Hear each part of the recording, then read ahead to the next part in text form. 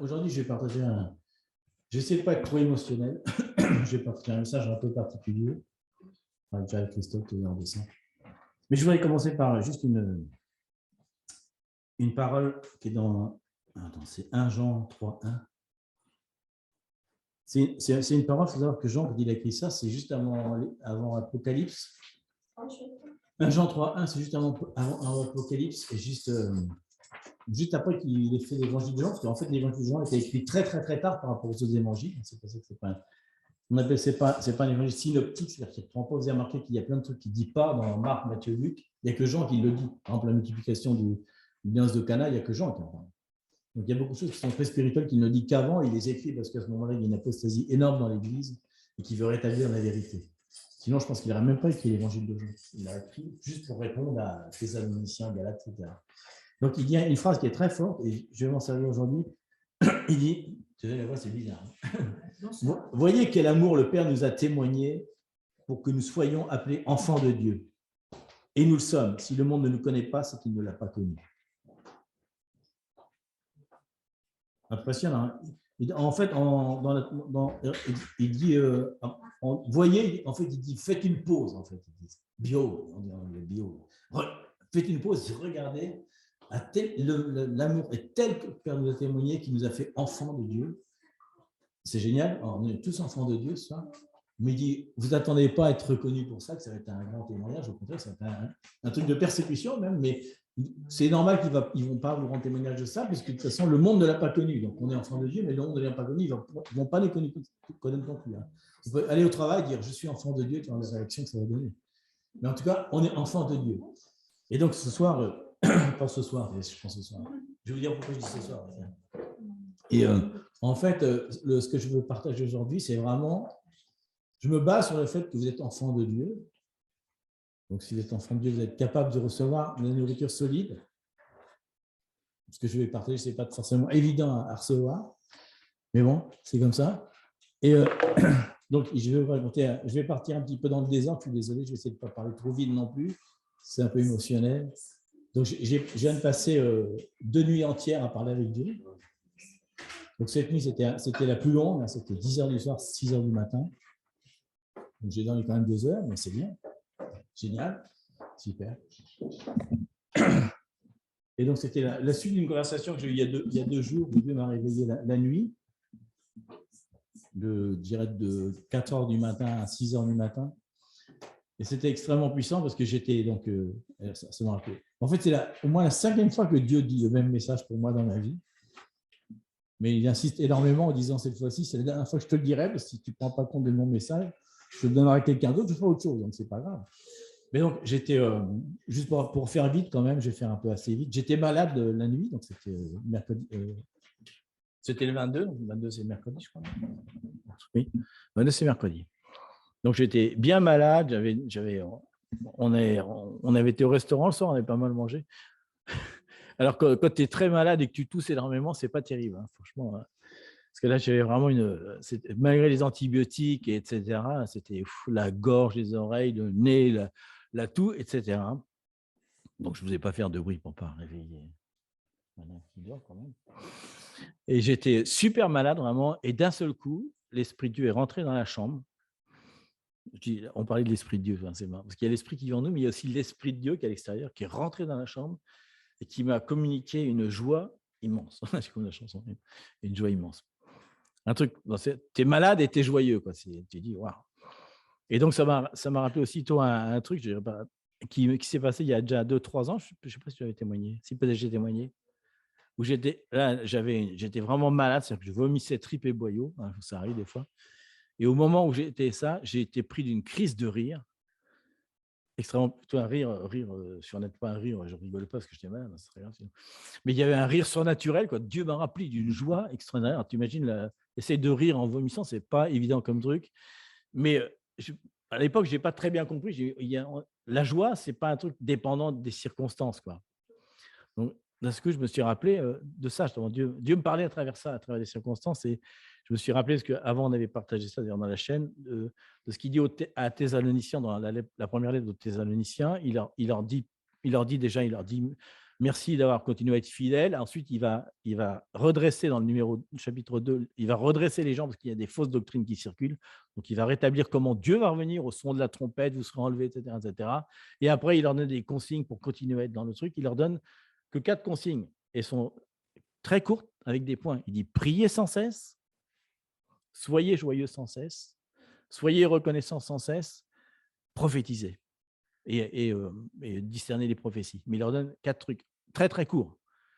Et là, Dieu m'a dit, quand j'étais en train, il m'a dit, tu vois la concrétisation de ce que je viens de te dire?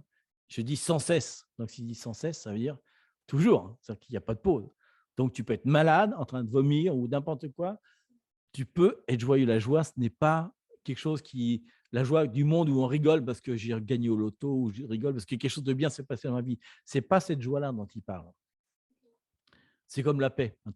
Donc, j'ai eu une longue… Après ça, il s'est passé plein de choses, mais ça s'est terminé par une discussion. J'étais dans une autre pièce, parce que c'était difficile de parler à voix haute. J'ai passé 1 heure avec Jésus, assis, c'est marrant, Jésus assis sur une chaise qui te parle. C'est assez surprenant quand même. Ce n'est pas la première fois, mais là, c'était vraiment puissant parce que tu parles, quoi. Tu poses des questions, il répond, tu poses des questions, il répond, etc. Et cette nuit, c'était pendant 5 heures, c'était encore plus long. Donc, il y a des choses qui sont très personnelles, des choses qui ne sont pas personnelles. Mais c'était une admonestation, si je ne sais pas comment on dit ça, par rapport au peuple de Dieu. Donc, il disait, tout le monde attend le réveil. En fait, est-ce qu'on attend le réveil ou est-ce qu'on attend la récolte? Parce qu'on entend souvent les deux. Mais en fait, Dieu m'a dit, oui, j'attends vraiment le réveil, mais je n'attends pas le réveil au sens où on l'entend, parce qu'il vient pour un rémanent. J'attends le réveil du peuple de Dieu, c'est-à-dire de nous tous ici réunis, ici, et ceux qui sont aussi là-bas. Et ceux qui sont de différentes églises. C'est-à-dire que ce qu'il attend, c'est le réveil du peuple, des enfants de Dieu, quoi. J'aurais dû amener le… Parce que quand il dictait, j'ai écrit toutes les phrases qu'il disait, donc c'était bon. C'est pas grave, ça c'est peut-être un peu pour moi. Mais bon, bref, il m'a montré plusieurs choses. Il m'a dit déjà, il y a beaucoup de choses que tu ne connais pas de moi ou que tu penses connaître qui sont complètement fausses parce que ton interprétation de la parole de Dieu est totalement fausse. Il dit, j'ai lui, mais donne-moi des exemples. Il m'a donné plein d'exemples, peut-être je vous les citer, de trucs qu'on pense que Dieu a dit ou que c'est dans la tradition des hommes ou qu'on nous enseignait et qui sont absolument contraires ou opposés, où on n'a pas compris la profondeur des choses. J'en ai pris quelques-unes quand même dans l'enseignement, malgré tout. Mais donc, ce qui s'est passé dans cette chambre, alors c'était surprenant parce que je parlais à voix très, très haute, parce que j'étais vraiment dans l'esprit, hein, et Liliana dormait. Ça a duré quand même 1 heure et demie. Hein. 1 heure et demie. Je ne dis pas que je parlais comme ça. Ouais. Je parlais vraiment, je me suis cassé la voix, quoi, vraiment, parce que Dieu me parlait tellement fort. C'est pour ça qu'après, j'ai changé de pièce. J'ai dit, il faut que j'aille dans une autre pièce, parce que Dieu avait d'autres choses à me dire, mais il fallait que je les écrive. J'ai dit, il faut que je les écrive. Il y a trop de choses. Seigneur, parle moins vite. Cette nuit, c'était… Là, je n'ai pas écrit. C'était trop long, 5 heures. Je n'aurais pas pu écrire autant. J'ai dit, pas grave, je vais m'en rappeler, je vais les sortir au fur et à mesure, peu importe. Ça c'est pour les mois qui viennent. Donc, vous aurez le temps de voir. Parce que Dieu m'a dit à la fin, tout ce que je t'ai dit là, tu dois le partager. Si tu ne le partages pas, plus jamais je te le dirai. Et ça tombe bien parce qu'il y a quelques temps, on a décidé de réactiver, on vous en parlera à la fin, on va réactiver sur Internet des cours différents qui ne seront pas pour tout le monde. Mais bon. Donc, ce jour-là, je vais faire très court parce que j'étais dans la chambre et d'un seul coup, Dieu m'a commencé à prier sur Liliana. Et quand j'ai commencé à prier sur elle, je voyais des points lumineux qui commençaient à s'illuminer sur son corps. Donc, c'est sympa parce que c'est vachement surprenant. Ce n'est pas les yeux fermés. Je veux dire, tu vois, tu te dis, oh, c'est…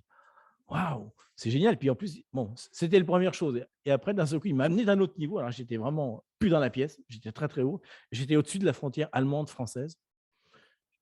Qu'est-ce que je fais là? C'est comme si je volais au-dessus de un truc et je voyais des villes, les noms des villes allemandes. Et il me disait, prophétise sur ces villes-là et amène la restauration des lieux de douleur qui n'ont pas été… Comme si je faisais des points de suture entre la France et l'Allemagne. Alors, j'ai commencé à prier, mais vraiment à voix haute. Je priais fort sur je déclare, je guérissais, etc. Et d'un seul coup, je me suis rendu compte que j'étais en train de le faire en allemand. Parce que je parle allemand un petit peu, mais très peu, pas à ce niveau-là, quoi. Et quand je me suis rendu compte, ça a tout arrêté, bien sûr. Mais seulement une chose est restée, le nom d'une ville qui n'existe pas, parce que je l'ai noté tout de suite, c'est Leidenstadt, ce qui veut dire la ville de la douleur. Stadt, je sais ce que ça veut dire, mais Leiden, j'ai appris pour la première fois un mot de douleur, c'est dit Leiden. Leidenstadt, il m'a dit c'est une ville de douleur. Il y a une chanson, je ne sais pas si vous connaissez, qui s'appelle Leidenstadt, de Goldman, qui dit si j'étais né à Leidenstadt, la ville de la douleur, est-ce que j'aurais été du côté des Français ou des Allemands? Il dit sur une ville de douleur. Si j'avais et la blague répond, si moi j'avais été à Johannesburg, blanche et riche, est-ce que j'aurais été du côté de l'apartheid ou de l'autre? Donc on arrête de nous mettre des cultures. Ouais, bref, là-dessus. Et après, il m'a refait prier sur l'Iliana et j'ai compris uniquement ce matin ce qu'il a dit, parce que je voyais plein, je déclarais, donc je voyais des choses sur sa jambe, des noms, et donc je les répétais. Je voyais un nom, je le répétais. Je voyais un nom, je le répétais, mais vraiment très fort. Donc je lisais le nom. Je lisais, quoi. Je lisais le nom, comme si je disais ça, quoi. Je dis, waouh, c'est bizarre, c'est bizarre. Mais je lisais le truc et je le répétais. Et je me suis rendu compte en fait que j'ai lu toutes les villes où elle a marché. Ouais. Et une qui m'a donné, je sais plus. Parce qu'il y en a une dont je me suis, il m'a dit Lyon à la fin. La dernière ville que j'ai lue sur ses jambes, c'était Lyon. Il y a des gens à Lyon. Si, bien. Mais il m'a parlé de Lyon. Mais seulement ce matin, je me suis rendu compte qu'en fait, les lieux que je lisais, c'était ça, quoi. J'ai dit, oh, c'est étrange. Et après, donc, ça ne s'est pas arrêté parce que j'étais complètement. Alors, j'étais toujours extrêmement malade, mais peu importe, il y avait une telle joie, j'étais tellement dans le truc. Et après, j'étais dans le bureau et quand j'ai commencé à écrire, de ce que j'ai dit, il y a une présence dans la chambre. J'ai dit, c'est bizarre, il y a quelqu'un assis sur le truc à côté de moi. J'ai dit, ah, Jésus est assis à côté de moi. Oh, c'était bizarre. Très bizarre. Mais ça m'a rappelé une autre expérience que j'avais partagée à l'église. Une fois, j'étais dans cet endroit-là et un ange est venu se coucher sur moi. Ça, c'était très étrange. Et ça, tu l'oublies pas, c'est quelque chose de physique. Donc, j'étais en train de prier, justement, je priais sur quelque chose de particulier. D'un seul coup, j'ai entendu la porte du bureau s'ouvrir. J'ai cru que c'était Lydia qui rentrait. Quelqu'un marchait dans la pièce. Et d'un seul coup, j'ai entendu. J'entendais des trucs qui flottaient, quoi. Mais j'étais bien fatigué. Hein. Comme j'étais en train de prier, je ne me suis pas relevé. J'ai pensé qu'il allait dire quelque chose. D'un seul coup, j'ai senti quelqu'un qui se couchait sur moi, qui se posait sur moi. Donc, j'étais une présence. Mais sûr, je sentais j'étais réveillé. Hein. Je voyais les choses. Je n'étais pas en train de dormir. Je pouvais lire les choses. Je comptais les trucs. J'étais là, oh, waouh. Et il est resté sur moi un petit moment. Et à un moment, j'ai senti le bruit des ailes s'enlever. Ça faisait. La porte s'est rouverte et quelqu'un est sorti de la pièce.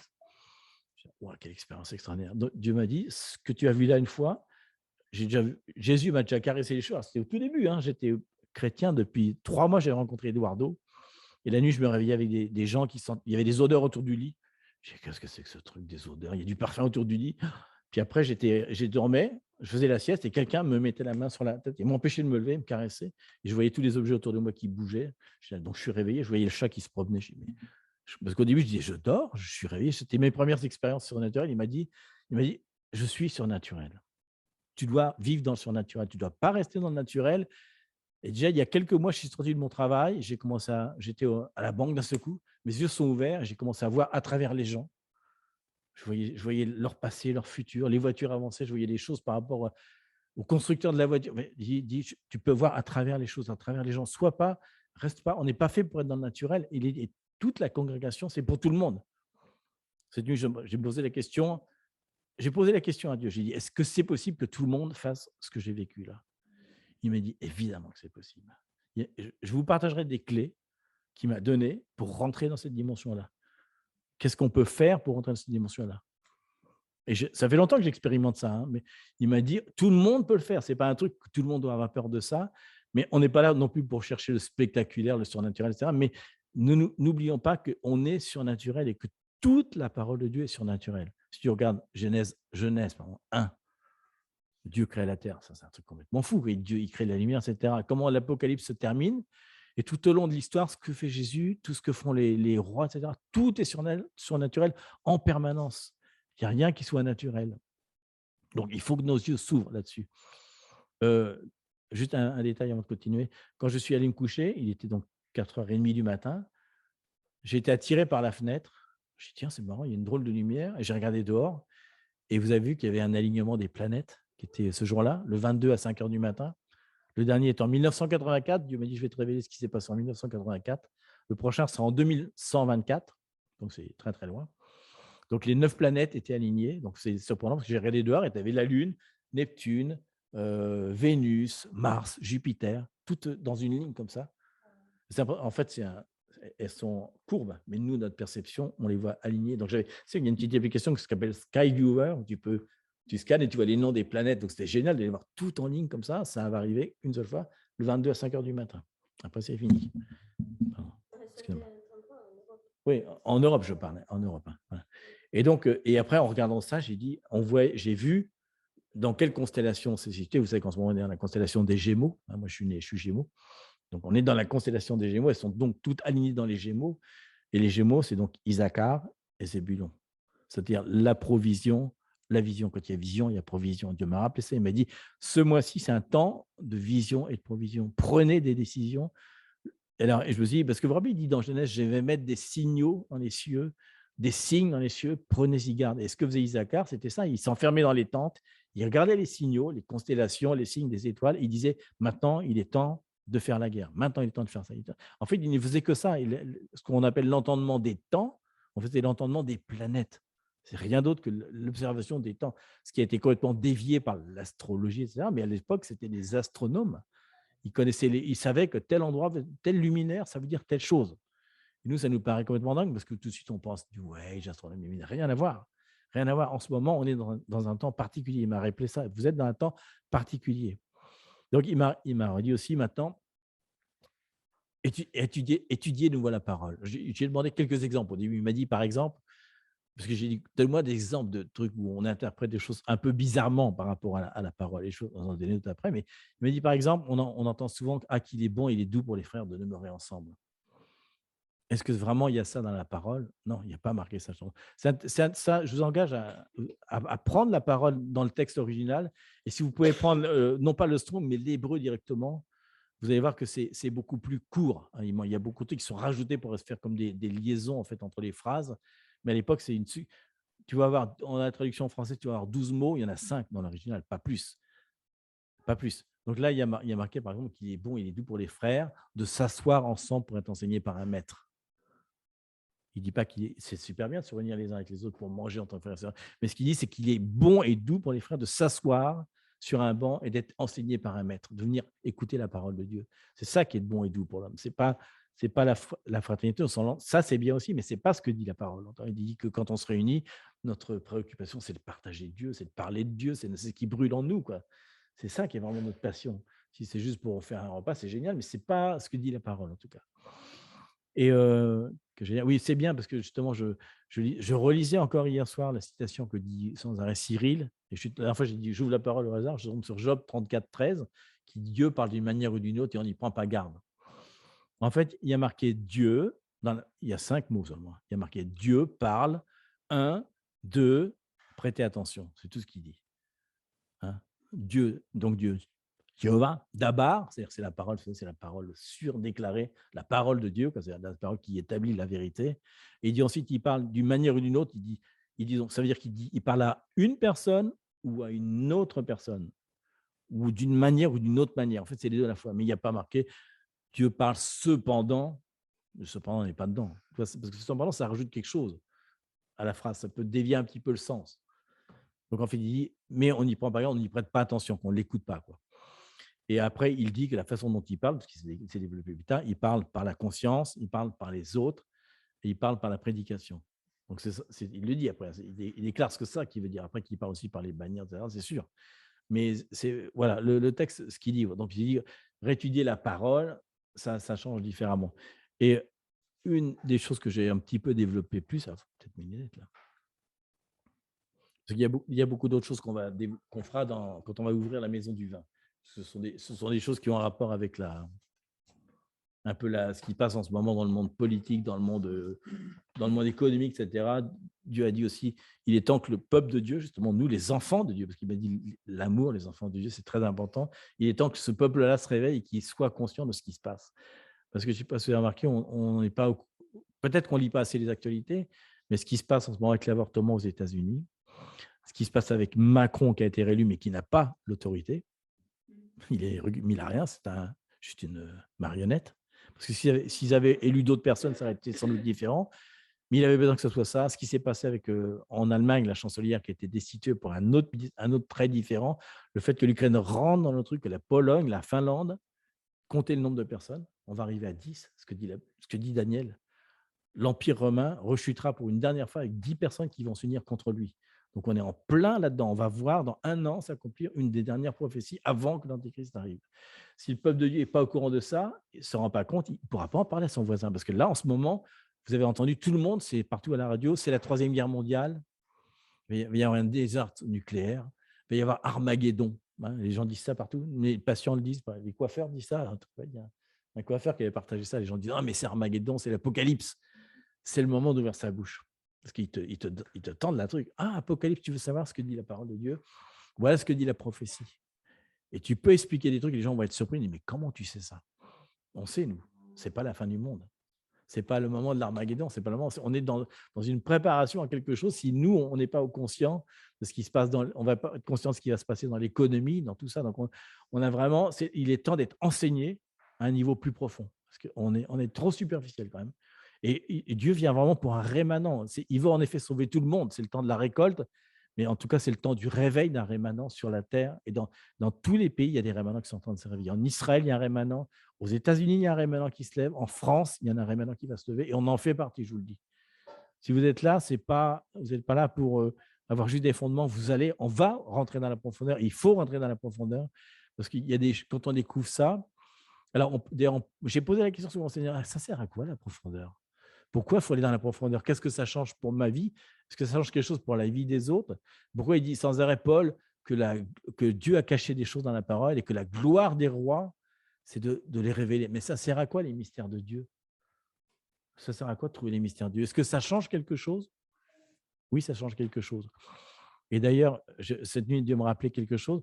Quand il gagne les batailles qu'il rencontre Melchisédek, c'est Abraham, ça, il a vaincu toutes les victoires.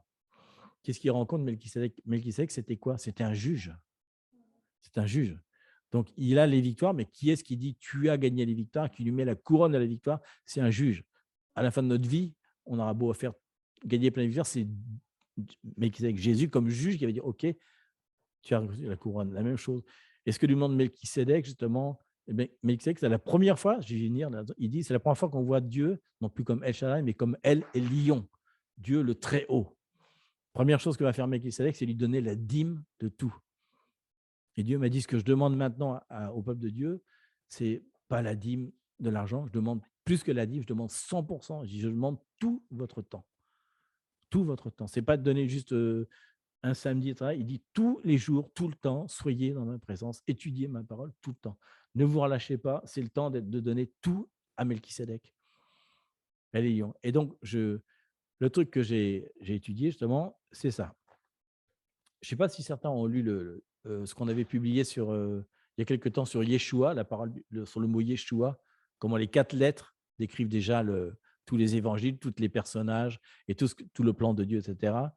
C'est pareil dans toute la parole de Dieu. Bon, donc j'ai regardé un peu ce qu'il dit sur demeurer en Christ. Parce qu'en ce moment, Dieu nous parle sans arrêt de être en Christ. Qu'est-ce que ça veut dire?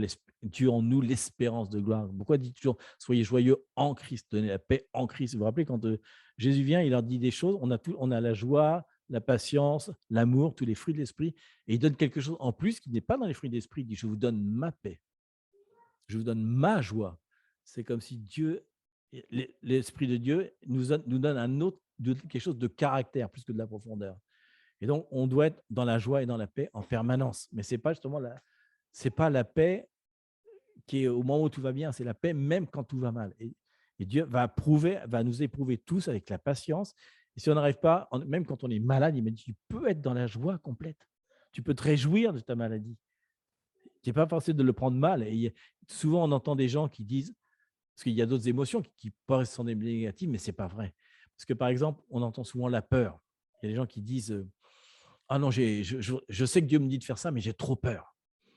Et il y a quelqu'un qui va répondre une fois à quelqu'un, il dit fais-le avec la peur. C'est pas grave, c'est normal d'avoir peur. Le stress, c'est normal. S'il n'y a pas de stress, c'est pas bon. C'est positif. Ça ne dit pas qu'il ne faut pas le faire. Tu peux être joyeux en étant malade. Tu peux faire quelque chose qui te fait peur, mais fais-le avec la peur. C'est pas grave, c'est normal. Ça va partir après. Dieu t'a dit de le faire, fais-le. Ce n'est pas la peur qui doit t'en empêcher.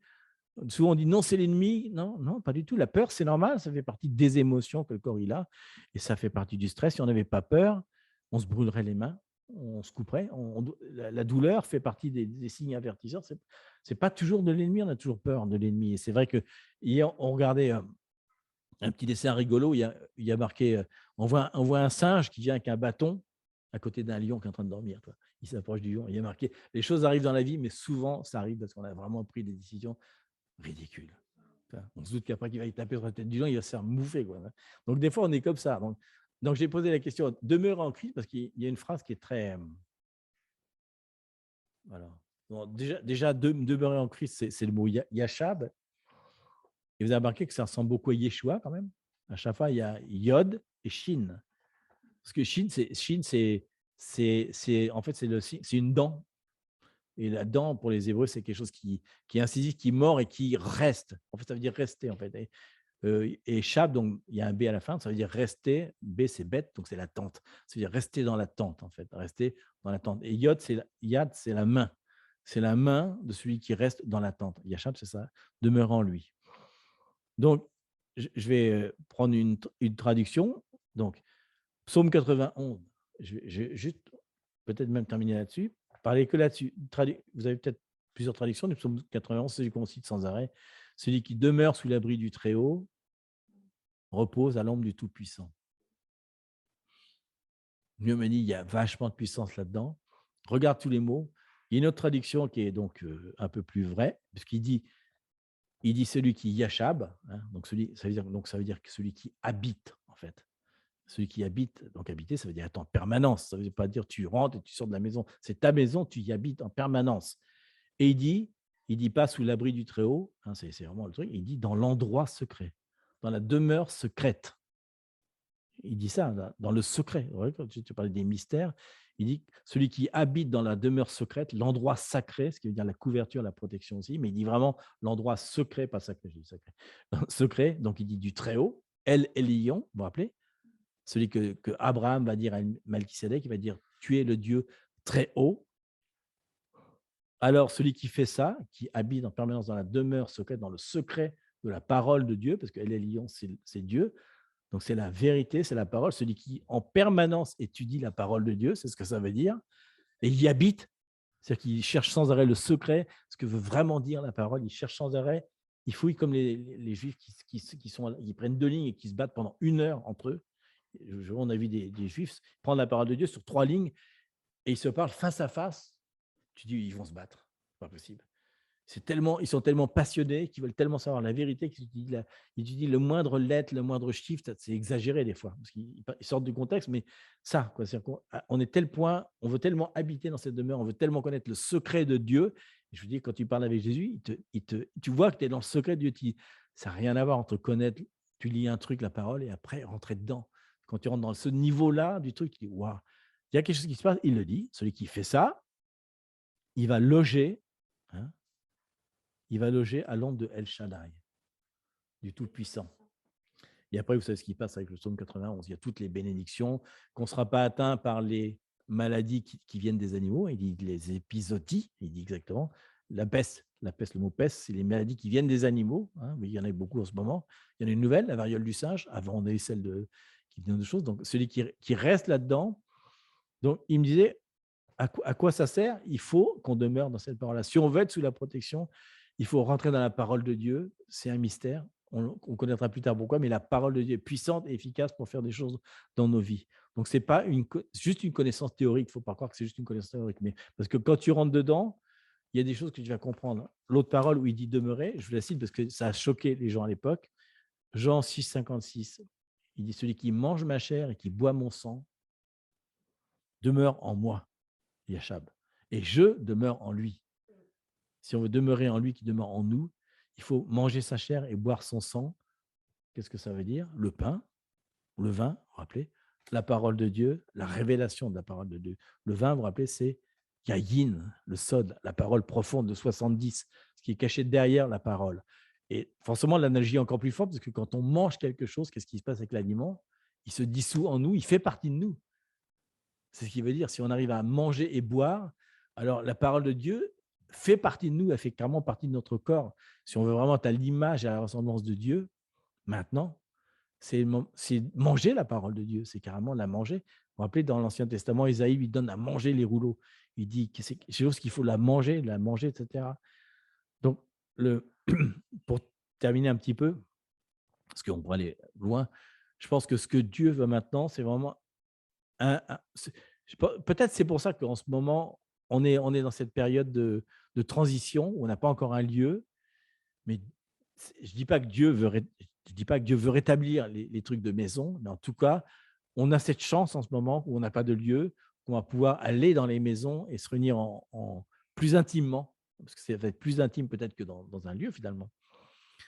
Et c'est le moment de réactiver vraiment, d'aller dans la profondeur de Dieu. Parce que vraiment, il l'a dit pour moi, mais je pense qu'il l'a dit pour plusieurs, on est bien loin de connaître la profondeur de la parole de Dieu. On est très superficiel on est très superficiel dans le surnaturel. C'est comme si on en avait peur, ou on cherche que ça, ou on a peur d'aller dans la profondeur de Dieu. On reste à une surface, on reste un petit peu à la surface. Et il y a plein d'autres choses, parce que cette nuit, pendant 1 heure, Dieu m'a parlé de cette phrase de 1 Jean 3:1, vous êtes enfants de Dieu. L'amour que Dieu a pour nous est incroyable. C'est-à-dire que sans arrêt, on est en train de dire, ah oui, mais comment tu peux m'aimer, j'ai encore fait ça. On a beau le savoir, on continue à déclarer des choses négatives sur nos vies, à ne pas comprendre la magnitude de l'amour de Dieu. On n'est pas ni américain, ni français, ni blanc, ni noir. On est enfant de Dieu. Et ça, on n'est ni de droite, ni de gauche, parce qu'on est enfant de Dieu. Et quand on commence à comprendre ça, enfant de Dieu, c'est en plus, il dit le mot teknon, qui est la phrase la plus forte. Ce n'est pas le bébé, parce qu'il y a 5 niveaux d'enfant. C'est l'enfant le niveau le plus fort. C'est l'enfant. Je ne sais pas si vous avez vu déjà cette vidéo qu'il y a de Kennedy, qui est en train de discuter avec tous les présidents et tous les ministres. Et d'un seul coup, il y a son petit enfant de 5 ans qui rentre dans la chambre avec son nanin et qui dit papa. Et il se met sur les jambes de Kennedy et Kennedy interrompt tout le monde. Il prend le bébé, il lui parle, mon fils, etc. C'est tellement important que cette même image-là, c'est pour nous. On peut rentrer dans la présence de Dieu à ce point-là, que Dieu veut nous révéler toutes les choses, et il faut y aller. C'est comme si on avait honte des fois d'aller lui parler, ou on ne lui parle pas même carrément. On essaie de résoudre toutes nos situations tout seul. Et Dieu est là, mais what? C'est quoi ce truc? J'ai mis tous les anges, il dit que les anges sont prêts à accomplir ce qu'on leur donne, mais si on ne leur donne rien, les anges sont là, les mains fermées. Et les anges, je vous garantis, c'est incroyable, on peut leur demander leur nom. On peut leur demander leur prénom. Ils ont un nom. Si tu ne leur demandes pas, ils ne te le diront pas. Mais si tu leur demandes, ils te le diront. On va vous rappeler ceux qui étaient à Honfleur, peut-être? Elle a parlé une fois avec les 2 anges de la ville. Ils ont dit, je m'appelle comme ça et comme ça. Et le nom qu'ils ont, c'est très important. Ce n'est pas n'importe quoi. Donc, on a un pouvoir énorme. On a un pouvoir énorme en nos mains, un pouvoir surnaturel que Dieu a mis dans nos mains. Mais il faut l'activer. Souvent, on dit, je voudrais bien avoir le don discernement, mais est-ce qu'on vraiment, il dit demander le nom du discernement. Quand il dit ça, Paul, il dit demander, c'est le mot, je ne sais plus comment c'est ce mot, mais c'est un mot très fort. Ça veut dire prier, crier, vraiment comme, c'est un peu comme quand comme on marque un but, goal! Avec cette intensité-là, on le veut tellement, on est là, il va mettre un but, il va mettre un but, il va mettre un but. Ce truc, on est tellement énervé, excité, on le veut. Si on n'est pas dans ce niveau-là de demande, on n'y arrivera pas. On n'y arrivera pas. Et il faut vraiment, Dieu veut nous faire entrer dans une autre dimension maintenant. Et c'est vraiment cet alignement, je vous garantis, cet alignement en ce moment, il m'a dit, c'est le temps de rentrer dans la révélation. Si vous commencez maintenant, il faut vraiment commencer maintenant, ça va se poursuivre. Et avec la vision viendra la provision. Tout va suivre, le lieu va venir. Mais commencez déjà par rentrer dans la vision que j'ai pour l'Église. Si vous avez compris qu'il y a vraiment un truc super profond, de demeurer en permanence dans ce lieu secret, donc d'aller chercher le secret. Et nous, on a tout maintenant. Il faut voir que pendant 500 ans, il ne s'est rien passé. Après la réforme, vous avez vu, il ne s'est rien passé. Et en fait, ils ont traduit la Bible, c'est tout.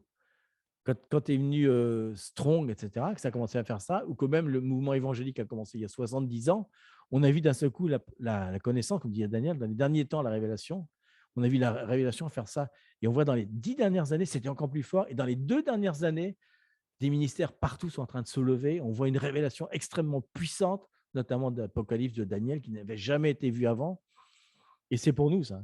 C'est-à-dire qu'il est en train de révéler à tout le monde des choses extrêmement puissantes du royaume, parce que l'accélération est très rapide. Il faut pas avoir peur d'entrer dans une accélération de connaissances, parce que les événements qui vont se passer, je vais vous parler là des 10 choses qui vont se passer, c'est dans l'année qui vient. C'est 2023. On va les vivre. On va les vivre et on va rentrer tout de suite dans la période de l'Antéchrist. On va tout de suite mettre le pied dans un autre truc. Si on ne connaît pas à fond les signes qui sont en train de précéder, mais de façon intense, que c'est compliqué, hein, c'est tout seul, ça demande du travail quand même, hein.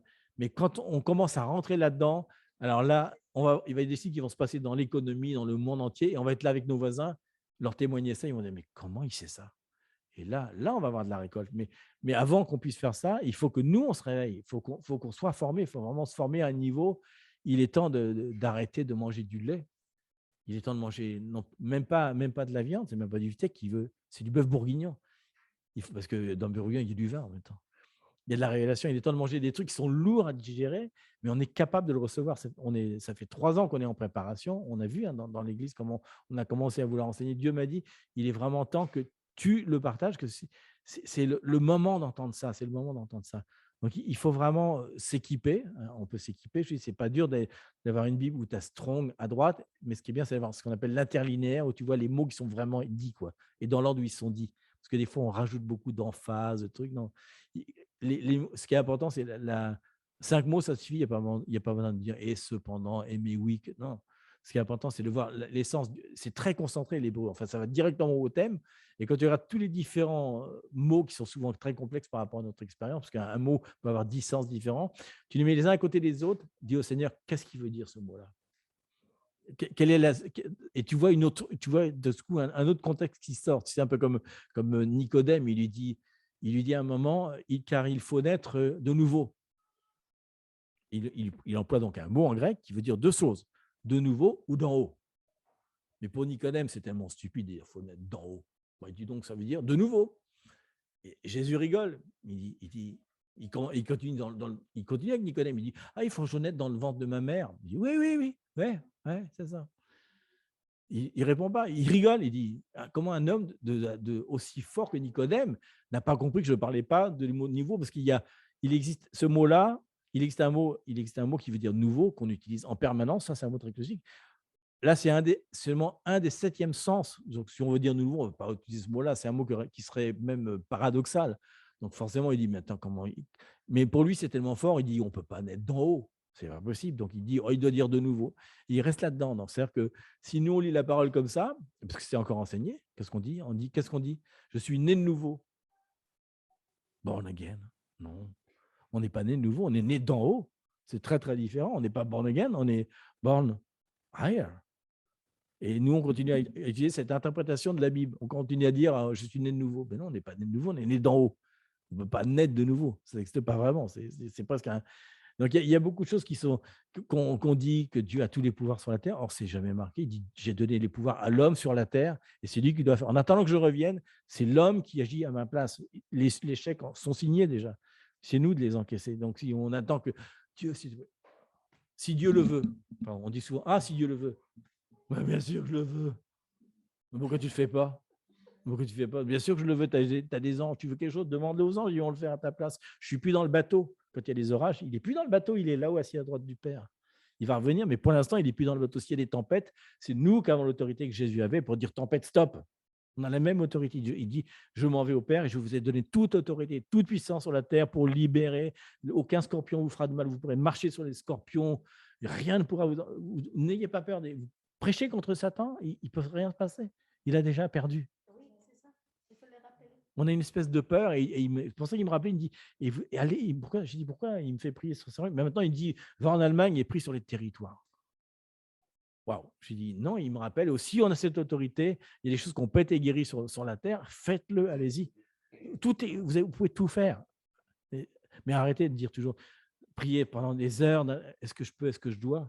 Ça fait bien longtemps que le Seigneur a donné tous les ordres, ils sont là. Je dis ça. Je vais lire alors après. Mais bon, vraiment, c'est comme si Dieu m'avait tiré les oreilles toute la nuit en me disant, mais tu fais quoi là? Ça fait des années, mais déjà à partir de 7 ans, Dieu a commencé à me parler. J'imagine, pour que je devienne anarchiste après. Mais sans arrêt, j'avais des relations avec Dieu. Je me mets un clou, je me mets un clou dans les pieds, t'imagines? Je me transperce les 2 pieds avec un clou à 7 ans.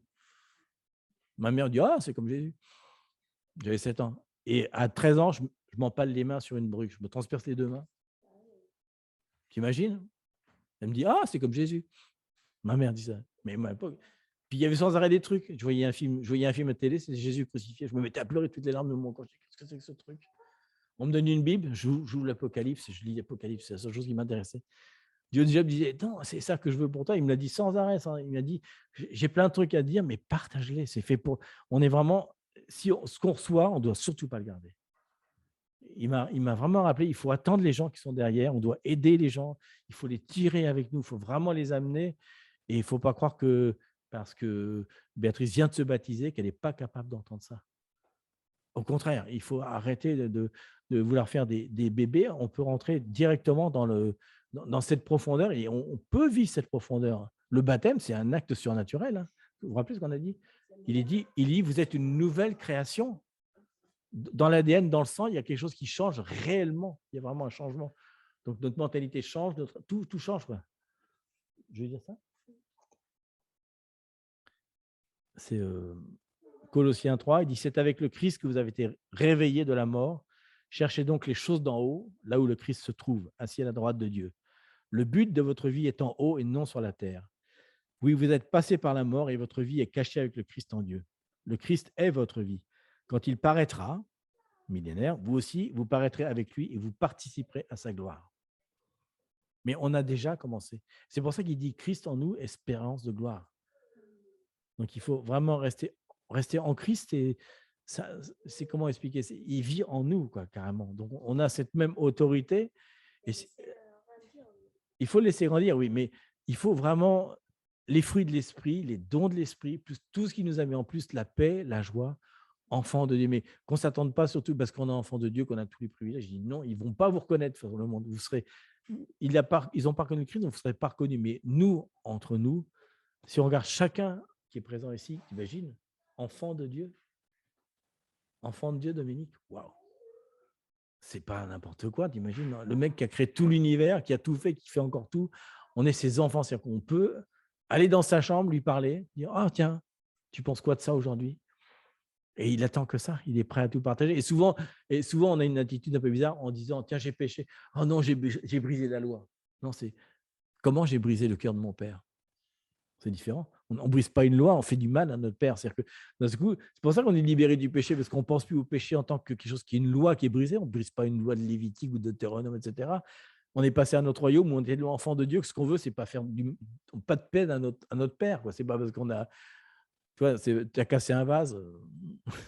Non, j'ai cassé. Non, c'est. Est-ce que ça fait. Par rapport à notre Père, quand on commence à avoir cette attitude par rapport à Dieu, qu'on cherche à faire vraiment un truc, on veut vraiment aller, on veut demeurer dans ce lieu secret. Et Dieu a plein de secrets à nous révéler. Et quand on reçoit des secrets, vous vous rappelez, il dit ce qu'on appelle les paroles Réma, etc. Vous avez vu la joie que ça produit ? La joie que ça produit par rapport au truc.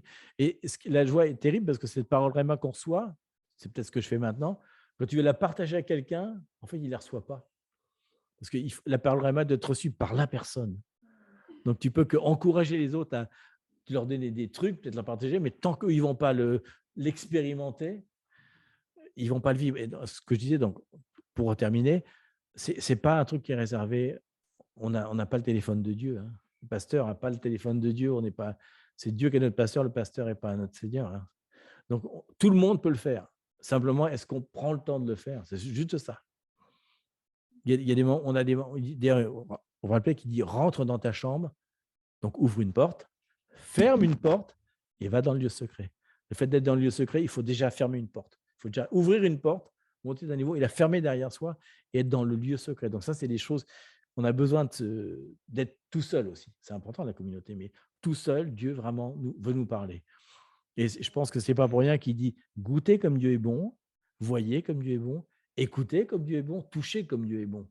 Si on se met dans cette circonstance-là, dans un endroit tranquille, calme, pas besoin de musique, parce que des fois la musique, ça va t'emmener autre part où il ne veut pas t'emmener. Si tu commences à dire, sens un goût dans ta bouche, qu'est-ce qu'il y a dans ta bouche ? Est-ce que tu sens quelque chose ? Est-ce que dans le silence, on entend quelque chose dans le silence. Hein.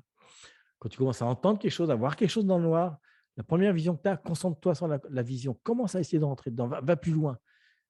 Ne te laisse pas distraire. Et franchement, d'ailleurs, rappelez, sans arrêt, il y a marqué « restez fidèle, restez dans la permanence ». Il dit à un moment, dans le psaume qu'on disait la dernière fois, il disait « je suis intègre et je ne faiblis pas ». Il ne faut pas faiblir surtout. Donc, on va être distrait.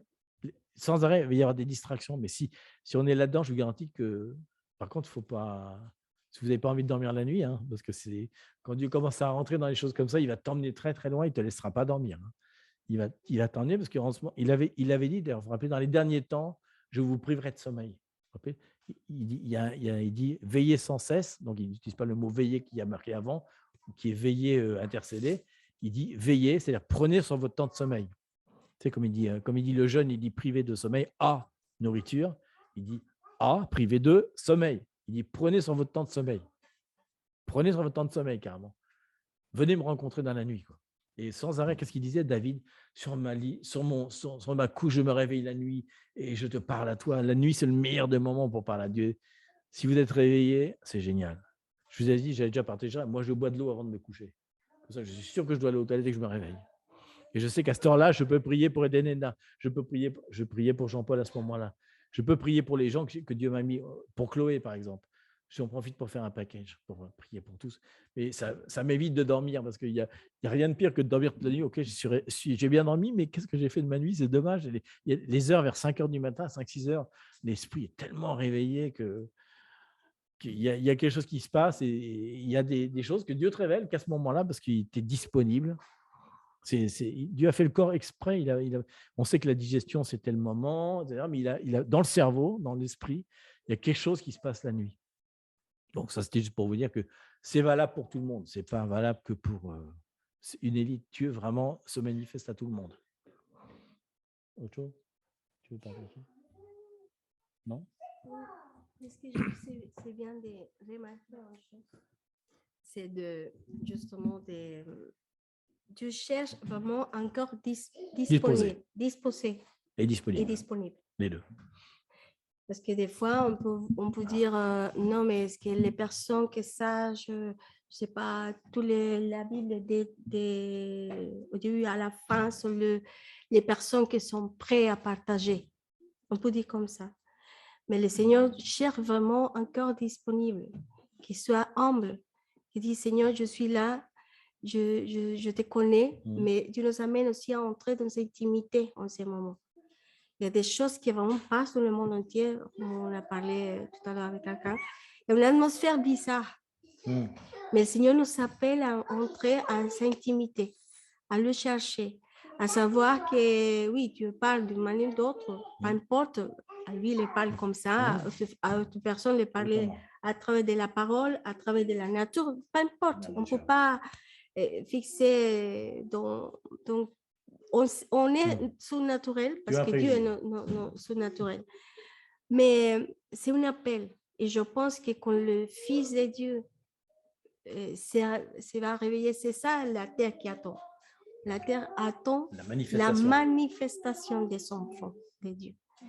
Et je pense que c'est ça ce que le Saint-Esprit commence à nous réveiller, à nous montrer. Il faut faire attention aussi, parce que tu as dit tout à l'heure, Dieu est surnaturel, mais aussi il y a la paix, il y a tout, c'est marqué dans la parole. Oui. Tout ce qui se passe, c'est marqué dans la parole. On ne peut pas dire, oui, comment, non, Dieu s'apparaît comme ça, non, Dieu parle, mais s'appuie toujours dans la parole. Il y a tout le temps le fondament que c'est avec. Il faut demeurer dans sa parole, il dit. Oui, exactement. Il faut demeurer en lui. Pas en sortir. Sinon, c'est l'apostasie. Donc là, c'est de marcher dans son port et marcher vraiment, fixer nos yeux vraiment en lui, en sa parole et la profondeur. Et on avait dit, on va commencer vraiment à rentrer parce qu'on a fait un stop l'année dernière, mais on va rentrer dans la maison du pain encore et la maison du vin.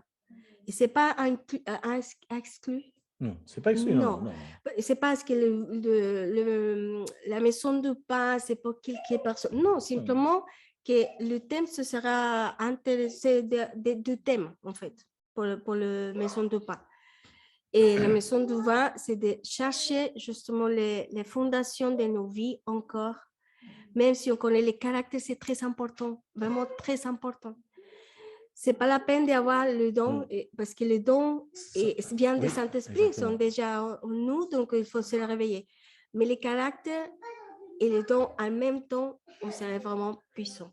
Oui, dans la maison du vin, ce ne sera pas Totalement. que Apocalypse, ce sera aussi Non, le mais c'est pas caractère. Apocalypse, c'est C'est-à-dire tout. qu'il y a une profondeur dans l'étude du caractère. On va donner du thème, mais c'est Très puissant. pour vous dire que vraiment, c'est de rentrer ce que le Seigneur nous appelle de rentrer, de chercher l'intimité, de chercher le avec, comme si vraiment c'est la dernière nourriture de nos vies. Oui. C'est ça. Si vraiment on est comment il y a un dit qu'on se coupe, c'est ça? Je ne sais pas, en espagnol c'est comme ça, je ne sais pas. C'est moi c'est coupe le ventre, c'est ça le fin. Donc c'est tout simplement Et exactement. on va recommencer aussi les couples. Oui, on va commencer les couples encore. Très bientôt. Et les célibataires. Les célibataires. Il y a un d'avoir, mais je ne sais pas si ça avait fait. Yeah. Mais en tout cas, on va profiter qu'il y ait. C'est pas parce qu'il n'y a pas d'église qu'on va pas. Au contraire, on va remettre un petit couche un peu plus pour. Et ça serait bien aussi des fois ce qu'on avait fait une fois ou deux, se réunir un soir pour prendre un verset et que chacun partage ce qu'il reçoit par rapport au verset.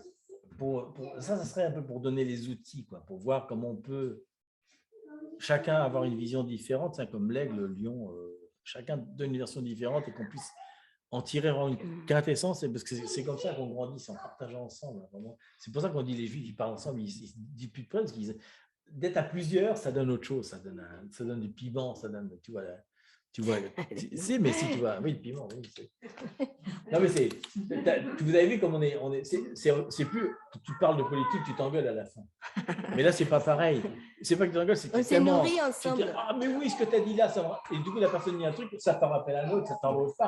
Il y a cette passion. Non, mais il y a cette passion, ça amène la passion. Quoi.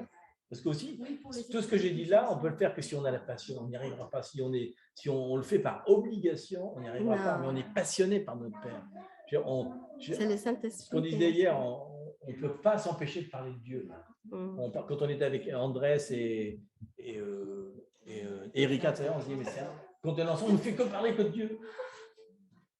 On veut parler d'autre chose et ça revient toujours à Dieu parce que toujours, c'est vraiment un truc aussi important parce que le témoignage, appelle le témoignage. Il faut vraiment témoigner ce que Dieu fait dans nos vies entre nous parce que si on ne partage pas, ouais. Et même si on a l'autre chose, si on a des problèmes dans notre vie, ne les gardez pas pour vous, il faut le partager avec vous, il faut le partager ensemble.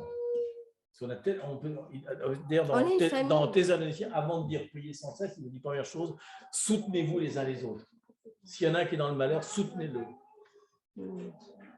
Mais et après, c'est marrant, il dit priez.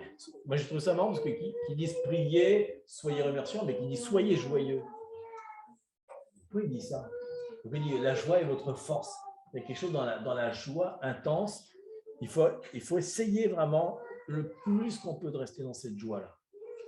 Et je vous rappelle, aucune chose ne vole la paix. Je partagerai là-dessus un truc. Si on regarde les paroles, Dieu est un Dieu qui rigole et qui est joyeux. Et il donne des ordres sans arrêt. Il dit pas, c'est pas une option, il dit soyez joyeux, poussez des cris de joie, prenez des instruments, louez-le, criez. C'est vraiment, quand on lit ça, il dit des ordres. Il dit pas c'est une option, il dit criez, chantez. Et quand David il est là, il est pris d'une joie immense et il se dénude, il s'en moque. Plus rien ne lui importe. Et on est trop on a peur de l'humour, parce que des fois, on se dit qu'on a peur de l'humour. Et Dieu a vachement d'humour. Quand je parle avec lui, il me faisait rigoler, des fois, franchement. Il y a des fois, il y a des paroles très humoristiques. Hein. Il y a Rémi Bell qui a écrit un truc là-dessus, sur l'humour de Dieu. Il y a plein de trucs, je lui dis, c'est de l'humour.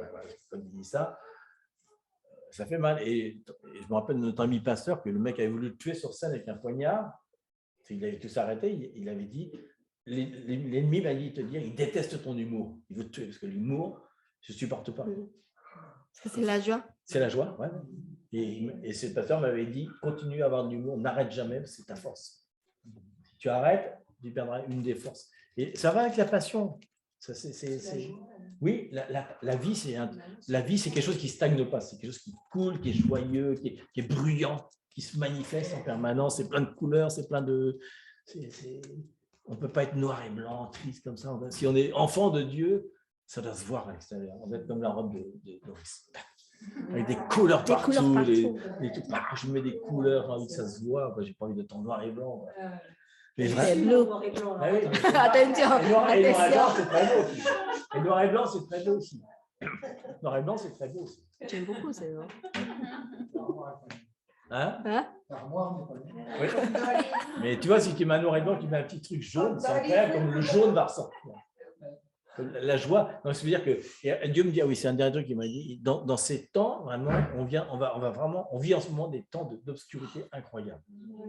Et là, vraiment, On est c'est la lumière. là qu'on va briller. Mais on est la lumière. C'est la parole qu'on avait dit, qu'on est dans les derniers temps et qu'il faut briller, c'est vraiment maintenant.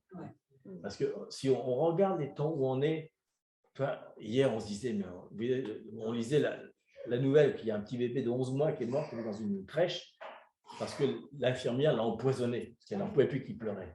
Il a donné à boire du produit pour laver le sol. À 27 ans, qui peut faire ça?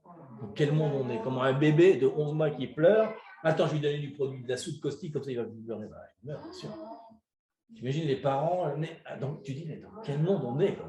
Quand on arrive à ce point de méchanceté, où tu vois sans arrêt des jeunes qui commencent à tuer des vieux, mais on se dit, on a intérêt vraiment, c'est pas pour se complaire dans cette noirceur-là, mais on a vraiment intérêt à être la lumière du monde parce que dans les écoles, il se passe des trucs, on a intérêt vraiment à briller, partager à fond parce que je suis fatigué de dire, moi, c'est de voir tous les enfants qui se suicident, les policiers qui se suicident parce qu'on ne leur prend plus l'autorité et que, voilà, quand des gens essaient de faire quelque chose, c'est très mal vu. Non, c'est réactionnaire, non, ces trucs.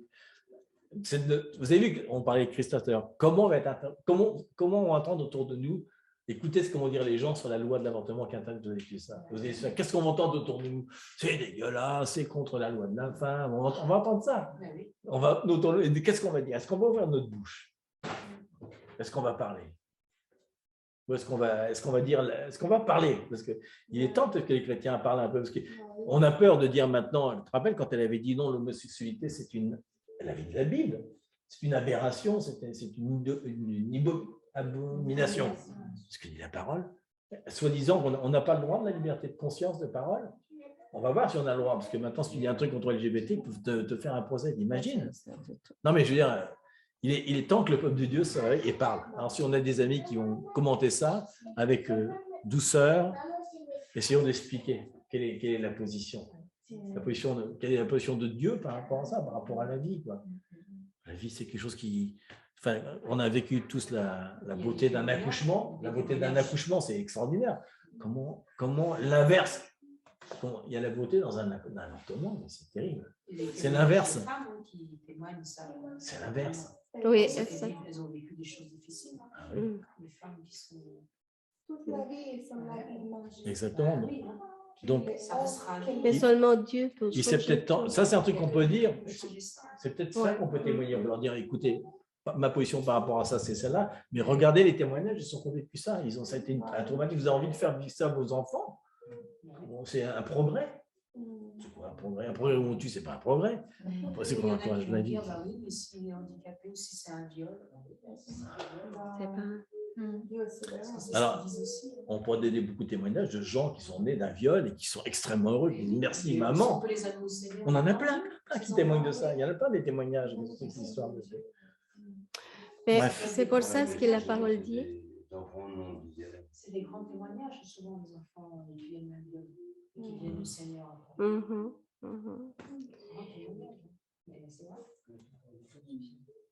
Mais justement, quand on était dans les temps des louanges, j'ai une mission, donc il fallait quitter le peuple de Dieu, nous les enfants. À un moment, nous commencions à sortir pour toucher les péchés. Mais il ne fallait pas se faire avec les péchés, sinon les toucher et les nommer et demander pardon. Si j'ai vu tout ce comme on arrivait, on sortait, on touchait les péchés, on les confessait, on s'appelle compter. Tout de suite, j'ai vu comment Dieu venait pour pardonner ces péchés qu'on avait touchés. Et après, c'est marrant parce que j'ai vu, j'ai chanté les lions d'Israël. J'ai chanté tout le temps et les lions d'Israël parce que c'est celle que j'ai vu sortir après quand on a touché les péchés, quand Dieu est venu pardonner les péchés.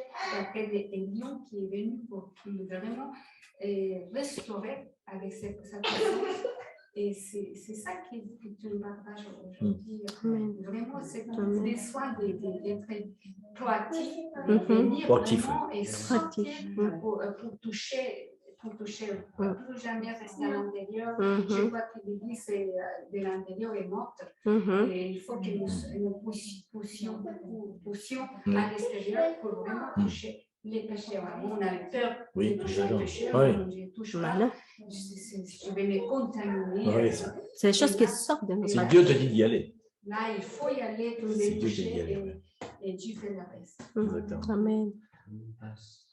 On doit nous positionner dans l'autorité que le Seigneur nous a donnée. C'est pour ça que le Seigneur dit Christ en nous. C'est ça. Est-ce que vraiment, je vous invite à lire ces phrases. Christ en nous, l'espérance de gloire. Alors, Christ en nous. Donc, on doit baiser. Christ est vraiment grandi au milieu de nous afin que vraiment le monde voit l'espérance. Et quand on lit baisser, ça ne veut pas dire baisser en puissance. Hein, non, mais parce que quand on lit souvent, c'est dans la faiblesse que Dieu est fort. Oui. Ben, il ne dit pas qu'il faut être débile. Enfin, débile, c'est faible en espagnol. Il ne dit pas qu'il faut être faible au sens de puissance. Non, il dit qu'en le laissant. En fait, si vous avez vu le film L'ours de Jean-Jacques Hano, c'est exactement ça. C'est le petit ours le lâche va le bouffer, etc. Et d'un seul coup, il a peur, et du coup, il dit ah, et d'un seul coup, l'autre il s'enfuit. En fait, c'est que la mère est derrière. Elle ouvre sa bouche énorme. Donc, en fait, c'est ça, il manifeste sa force, mais il faut qu'on baisse comme le petit lionceau, mais il y a un moment, il faut. C'est pas que la puissance n'est pas là, il faut. C'est qu'on laisse lui prendre le dessus, quoi. Mais on n'est pas faible au sens, non, je suis tout faible, mon pauvre chrétien. Pas du tout. C'est impossible si on est chrétien, fils de Dieu, la puissance, elle ne peut pas baisser en nous. On peut pas. D'ailleurs, quand il est enchaîné, Paul, il est dans la faiblesse, il est enchaîné, il ne peut rien faire. Et ce qu'il dit, priez pour moi qu'il envoie quelqu'un dans ma cellule que je puisse parler de Dieu. Il est fou, là, il va parler de Dieu, il va se faire encore plus taper dessus. Mais il souffre, mais il dit, priez s'il vous plaît. La seule prière, ce n'est pas délivrer-moi les chaînes, c'est prier que pendant que je suis enchaîné, quelqu'un vienne dans ma cellule et que je puisse lui partager de Dieu, s'il vous plaît. Que ce soit le gardien, n'importe qui, peu importe. Il faut que je partage. Et là, il dit, dans ma faiblesse, ma force va se manifester. Il n'aura pas peur d'être battu encore plus. Il dit, c'est pas grave, il dit, la mort émet un gain. Je préférerais mourir dans une enfant. Il va me tuer, tant mieux, je pars plutôt. Tranquille. Si on est dans cette attitude-là, je te garantis que l'ennemi va avoir du mal. Il va vraiment trembler. En tout cas, il faut être vraiment pourquoi il faut être dans le lieu secret? Parce qu'il faut être vraiment enseigné. Parce qu'il dit, vous allez ouvrir la bouche. Vous parlerez, mais tu as intérêt à connaître ce qui va sortir de ta bouche. Parce que j'ai vu ça récemment. On a fait l'exemple. On a dit, tu vas dans la rue, quelqu'un va te dire, oh, ben, je ne crois pas à la création. Moi, je suis évolutionniste. Est-ce que tu as des arguments pour répondre à ça? Il est temps d'étudier un petit peu la science aussi. Qu'est-ce que dit la science sur les choses? Si on n'est pas prêt là-dessus, qu'est-ce que tu veux répondre? On a plein d'arguments. Franchement, scientifiquement, il y a plein d'arguments pour répondre là-dessus. Donc, on a intérêt à se préparer parce que les premières questions qu'on va avoir, ça va être celle-là, l'évolution, la création. Tout de suite, c'est le premier truc, ils vont dire, mais ton Dieu ne peut pas exister parce qu'on vient de l'homo sapiens, etc. Donc, si on n'a pas d'argument scientifique pour répondre, normalement, il va dire, ils sont bien théoriques, mais dans la pratique, pas grand-chose. Hein. Oui, on va payer. Non, mais pour ça, il faut être vraiment se préparer dans plein de domaines. Il faut vraiment, si on va sortir pour évangéliser, etc., il faut être prêt vraiment à répondre à toutes les attaques qui vont donner. Donc, en tout cas, c'est une chose qui, avant des prières, il y a vraiment... Et Dieu nous a donné vraiment le plan pour ne pas revenir vraiment à le coin de l'église. Non, vraiment, il y a un plan de vision, vraiment de transformation pour nos vies déjà, pour l'endroit où Dieu nous va mettre. Et c'est vraiment des transformations, d'être vraiment la lumière, que chacun de nous puisse apporter tout ce que les dons, les talents que le Seigneur nous a donnés pour créer les mouvements avec le Saint-Esprit. Ce n'est pas nous, parce que nous, on est plein de choses, mais c'est simplement de nous aligner au plan de Dieu, de nous aligner à son agenda, que c'est plus important. Donc, on va déclarer vraiment, on va prier pour ça. Le Seigneur sait exactement où on va nous déplacer. C'est lui, finalement, le chef. Donc, pour l'instant, on va prier vraiment que Dieu nous réveille en nous-mêmes déjà, qu'il y a vraiment des choses que Dieu, même les talents, parce qu'on a laissé, je ne sais pas, cette semaine, j'ai senti vraiment que même nous, il y a des talents qu'on a gardés. On a baissé le plan, on a peinture. baissé plein de choses La que le Seigneur musique. nous a données. Il faut développer encore, il faut sortir ça Danse. parce que c'est pas de nous-mêmes, c'est Dieu, le Créateur, qui nous a donné tout ça. Après, qu'est-ce qu'on va faire? On se dit, bon, c'est à nous, mais Dieu le garderait parce qu'il y a tellement d'excuses, mais c'est le moment de développer tout ce que le Seigneur nous avait donné pour sa gloire, pour manifester la gloire de Dieu à l'extérieur. Pour nous aussi, Voilà. parce que chacun de nous porte quelque chose, mais en tant que mouvement de Dieu, de sa présence, de laisser vraiment lui arroser nos vies, mais aussi d'arroser aux autres, de commencer à arroser la puissance du Seigneur. Et je sais qu'on va avoir des manifestations surnaturelles dans nos vies, et même des miracles. On va voir des miracles. Quand on a vu à Chloé, vraiment, il n'y a aucun portion de vie pour elle. Aucun espoir. Aucun espoir. Ils ont dit, c'est pas possible, la petite, il vient de naître, mais c'est vraiment un miracle. En 5 jours. Et là, on a vu vraiment que dans la puissance de l'accord, on est d'accord dans une prière, Dieu fasse sa volonté. Et sa volonté, c'est ce que cette petite, vraiment, elle est aujourd'hui bien, en bien santé. Et se dit, bon, il y a la volonté de Dieu et on doit la prendre selon ce qu'il voulait qu'on fasse. Donc voilà, on va prier tous ensemble et on va déclarer vraiment que cette semaine, le Seigneur commence à nous réveiller, à sortir de nous-mêmes, même de nos pensées, même de ce qu'on écoute, parce que vraiment, il y a des rumeurs de guerre, il y a des rumeurs, des paroles. On va l'écouter de plus en plus, plus haut, mais on doit monter. Rappelez-vous que nous sommes des aigles et les aigles remontent, ils remontent à la présence de Dieu, le vent de Dieu. Il n'y a aucune chose pour nous dévier de sa présence, des plans que Dieu a prévu pour chacun de nous. On va fixer nos yeux en toi, Seigneur. On va déclarer que tous ces chaînes, tous ces freins, que peut-être c'est nous-mêmes, c'est notre propre...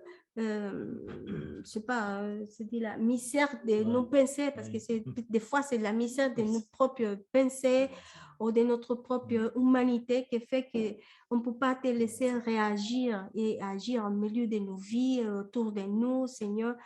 Et, même si on a peur de parler, même si on ne sait pas comment faire, Seigneur, tu nous donnes la grâce de le faire. Parce que c'est à travers de ta puissance, Seigneur, de ton esprit, ce n'est pas pour notre propre force. Parce que des fois, quand on fait dans notre propre force, c'est pour ça qu'on met le frein. Mais Seigneur, vraiment, on vient avec toi, où tout nous guide, où toi nous laisse nous conduire, Seigneur. Et on t'a laissé conduire pour notre bouche, à travers de notre bouche, à travers de nos façons d'être, de nos attitudes, même de donner le pardon si c'est nécessaire, de regarder aux autres avec la miséricorde, d'avoir la paix, Seigneur, de chercher les stratégies du ciel, pas de la terre. Aucun gouvernement de la terre va changer aucune chose. C'est le gouvernement de justice, c'est notre roi juste, Yeshua, qui va changer toutes les choses. Si on n'est pas d'accord, si on est vraiment d'accord avec le gouvernement du ciel, là, ce qui va produire des faits, là, ce qui va changer la vie. C'est là où on va changer vraiment le monde. C'est à travers de toi, Yeshua. C'est pas toutes les listes du gouvernement qui va dire qu'il va tout. Bah oui, on le sait, Seigneur. Mais on doit se réveiller. Réveillons-nous, Seigneur. Montre toute ta loi, Seigneur, pas la loi de l'homme, qui nous dit de faire conforme à ta volonté, Seigneur, conforme au ciel, Seigneur. On est au milieu de l'obscurité, mais on est la lumière. Et la lampe de ta parole sera notre pas chaque jour. Ce sera notre sagesse, parce qu'il vient de toi, ce n'est pas de notre propre intelligence, il vient de toi, de la profondeur de ton corps, d'avoir le temps de t'écouter, même s'il y a dans le silence. Même qu'on parle langue et on ne comprend rien, on sait qu'il y a des mystères qui entrent dans notre esprit, il y a la révélation cachée qui vient au-dessus de nous, Seigneur, et qu'après, on va voir sa révélation et on va avoir la compréhension de ce que tu veux qu'on fasse, Seigneur. Vraiment, je te demande en tant que famille spirituelle, en tant que case des maisons spirituelles qui nous sont, que tu nous appelles, on parle, on déclare, on prophétise, qu'il y a vraiment que l'Esprit de Dieu prend la place dans nos vies, dans nos pensées, dans nos façons de parler, même les choses d'écouter qu'on peut vraiment couper tout mouvement, toute parole qui est contraire à ta parole, Seigneur. Qu'on peut avoir la force de dire non, arrête, je ne peux pas écouter ça. Pourquoi je dois écouter ça? C'est pas, on a l'autorité pour dire stop. À nous et de mettre des limites en nos vies, Seigneur, pour faire grandir ton nom. Christ, Yeshua, le roi qui habite en nous, commence à grandir et à prendre la place plus grande en nos vies, Seigneur, que notre propre nature. On est surnaturel parce que toi, Yeshua, tu es encore surnaturel. Et c'est le même corps parce que tu as pris tout de la croix, même à nous, Seigneur. Tu t'es fait vraiment pécheur pour nous. Et même à côté de ça, tu as pris notre propre péché, Seigneur. Mais on sait qu'à travers de ton sang puissant, on va transformer et déjà nos vies, nos propres vies, nos familles, nos enfants. Et nous, Seigneur, à regarder les choses comme tu le regardes, Papa. Parce que même toi, Yeshua, jamais tu as fait les choses selon ta volonté. Tu as fait selon le que Père l'a fait. Donc, aide-nous en tant que filles de regarder à notre papa comment il fait les choses, comment il parle. Parce qu'il y a un son, il y a une parole, il y a des phrases qui sortent de la bouche de notre papa Dieu. Donc, la même phrase, que la même parole, que le même mode d'être, on peut marcher dans sa puissance. Parce que si tu le dis, parce que si c'est écrit dans la parole, c'est parce que c'est la vérité. Et au début à la fin, c'est ton nom écrit, Yeshua, depuis le début, depuis la fin. Et là, en tant que fils de Dieu, on va ressembler à toi, à ton image. Et on va libérer la puissance qui est en nous, Seigneur, pour manifester la gloire, pour te glorifier, Papa, pour rendre vraiment grâce de tout ce que tu nous as donné, Seigneur. Pour tout ce qu'on a, c'est pas qu'est-ce qui les choses qui nous manquent, sinon qu'est-ce que tu nous as donné, qu'on peut réfléchir, Seigneur, qu'est-ce que tu nous as donné. Et les choses que tu nous as données, on va le mettre vraiment en pratique, Seigneur. C'est pas d'attendre les choses qui nous manquent, c'est ce qu'on a maintenant. Qu'est-ce que c'est les outils qu'on a pour avancer et pour faire avancer ton royaume, Seigneur. Et nous, Seigneur, en tant que famille, c'est le Seigneur. Mets-nous à part, Seigneur. Je clame et proclame ce matin vraiment que tu nous mis à part, Seigneur, pour glorifier ton nom. On sait qu'il y a un prix à payer, mais pas importe, Seigneur, parce qu'on connaît la fin. On sait que ton royaume va venir sur la terre et ton royaume, ce sera énorme et c'est plus grand, c'est la plus victoire, c'est le plus premium. Oui, c'est le plus grand cadeau qu'on va voir que toi, Yeshua, va régner sur la terre.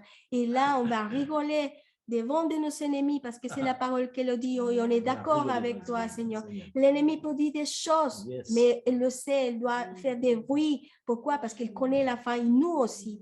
Donc, en tant que fils de Dieu, nous nous élevons vraiment à proclamer sa victoire, à être régné avec toi, Jésus, et aussi à être la lumière du monde, au milieu de la confusion. Et on ne peut pas être d'accord avec ce que le monde parle, même pas des amis qui parlent la même voix de la terre. On va parler selon le son du ciel, selon le son et la ligne du ciel. Et on va déclarer, proclamer la vérité. Parce que la vérité nous sera un livre en nous, mais aussi aux autres. Merci, Seigneur. Merci pour ta parole. Merci pour ta puissance. Merci pour ta vérité, Saint-Esprit. Parce que c'est avec toi qu'on peut marcher. C'est avec toi qu'on va marcher au-dessous de toutes les circonstances que chacun de nous vit. On ne peut pas laisser notre vérité, c'est autre. La réalité, on ne peut pas la nier. On ne peut pas nier la réalité. Mais la vérité soit toujours avec nous. Et ça, on va passer au-dessus de ça, Seigneur. Et tu nous donneras la force, tu nous donneras la révélation, tu nous donneras la vision et la provision pour toutes les choses, Seigneur, pour chacun de nous, Seigneur. On prie que le shalom de Dieu qui amène toute la provision, que Yeshua, que dans ce nom puissant, il y a tous les plans de l'humanité, reste en nous, et de chaque famille, sur chaque maison, Seigneur, sur nos vies au nom de Jésus. Au nom de Yeshua, on proclame vraiment ton nom puissant, Yeshua, qui scelle aujourd'hui à travers le feu de ton esprit, au nous, qui commence à brûler dans notre intérieur, qui commence à brûler les autres idoles qu'on a. Seigneur, qui brûle profondément. Qu'est-ce qui fait les idoles? Peut-être c'est le ministère, peut-être c'est la parole, peut-être c'est la musique, je ne sais pas. Mais Seigneur, on laisse tout devant toi. On va faire vraiment un hôtel d'adoration dont nous-mêmes nous sommes vraiment c'est offrande, sacrifice, merci. C'est sacrifice, c'est tout en nous pour toi, Seigneur. Parce qu'on s'approche le temps où tu vas venir, Seigneur. On doit s'y aligner vraiment. On doit porter de la parole d'espoir. On doit porter la puissance de ton esprit à travers notre bouche, Seigneur. Au nom de Jésus. Au nom de Jésus. On est là simplement. Fais ce que tu veux, Seigneur. On n'est pas pressé. La seule chose qu'on est pressé, vraiment de te connaître. La seule chose qu'on doit vraiment presser, d'avoir une relation vraie avec lui. D'avoir une relation et aussi une conviction telle qu'on peut y aller où Dieu nous va envoyer, Seigneur. Fais-le, toi, Seigneur. Parce que seulement en toi, est-ce que tu peux faire, Seigneur? Prends ces sorts en nous, Seigneur. Ce n'est pas les choses qu'on parle, c'est la parole, si c'est bien fait ou pas bien fait. C'est toi, Seigneur, simplement. C'est toi, c'est ton esprit qui peut changer notre vie, nos esprits, nos façons de penser, Seigneur.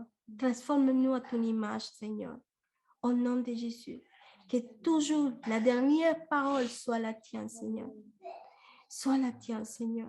Tu es puissant et je sais qu'on va bouger en plus dans sa gloire. De ces barques de gloire. On va avoir des miracles, on va avoir les portes ouvertes, ouvrir d'une façon impressionnante. Il va nous mettre des endroits que jamais on n'a pas pensé d'être. Mais on sait aussi que tout sera là à travers de nos bouches et ta présence. Tu nous vas nous épauler, Seigneur. Merci, Seigneur. Merci, Seigneur. On t'élève et on t'adore, Seigneur. Et on libère tous les plans. On libère toutes les choses qui t'ont prévues pour chacun de nous, pour chaque personne, pour chaque famille, pour chaque génération présente, Seigneur. Au nom puissant de Yeshua. Amen. On déclare aussi, on active, Seigneur, l'entendement, Seigneur, de la parole, Seigneur, sur tous ceux présents ici connectés, Seigneur. On déclare et on active maintenant l'entendement, Seigneur. On demande, on active, on réactive aussi la passion, Seigneur, le premier amour, Seigneur. C'est le temps, Seigneur, de revenir, Seigneur, à cette passion, Seigneur, qui nous empêchait de dormir avant. On ne peut pas dormir, ni se lever sans lire la parole, sans la déclarer, Seigneur. Et le temps, les occupations, Seigneur, nous ont fait perdre ça, Seigneur. Renouvelle-nous, Seigneur, qu'on donne plus que la dîme de notre temps, mais le 100%, Seigneur, qu'on soit totalement préoccupé par toi, parce que tu veux dire, Seigneur, parce que c'est le temps où tu veux nous réveiller, Seigneur. Il n'y a pas de condamnation si on n'a pas le temps de le faire, Seigneur, mais réanime, Seigneur, en nous, dans notre cœur, Seigneur, cet amour, Seigneur. Comment l'a chanté, tu es le plus merveilleux parmi des milliers et des milliards, Seigneur. Yeshua, il y a de la puissance dans ton nom et la première lettre de Yeshua, c'est Yod, la plus petite lettre de l'alphabet, Seigneur. Tu étais la personne la plus humble, Seigneur, et fais-nous la personne la plus humble, Seigneur, pour qui seuls les humbles peuvent recevoir la parole, Seigneur, peuvent la recevoir comme un cadeau et on veut vraiment l'enterrer dans le champ, Seigneur, comme tu l'as dit, Seigneur.